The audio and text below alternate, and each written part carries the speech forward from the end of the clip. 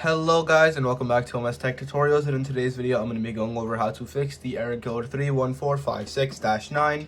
And yeah, let's get started. So the first thing you guys are actually going to do is go to settings.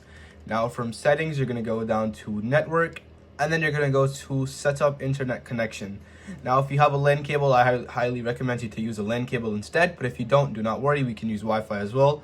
So go to the Wi-Fi or LAN cable, whatever you want to use, go to custom, and then you're going to select the network you are currently using. So right now, okay, there we go. Go to the Wi-Fi you are currently using. I don't know why mine wasn't showing for a second, but we're good now.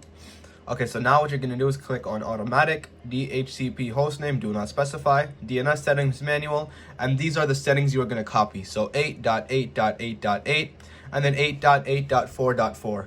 Now you can go next, automatic again, proxy server do not use, and then the internet settings should update. Now you can test your internet connection, wait 2 to 3 minutes, test your internet connection, maybe uncheck the connect to the internet box and then check it, like do this 3 to 4 times.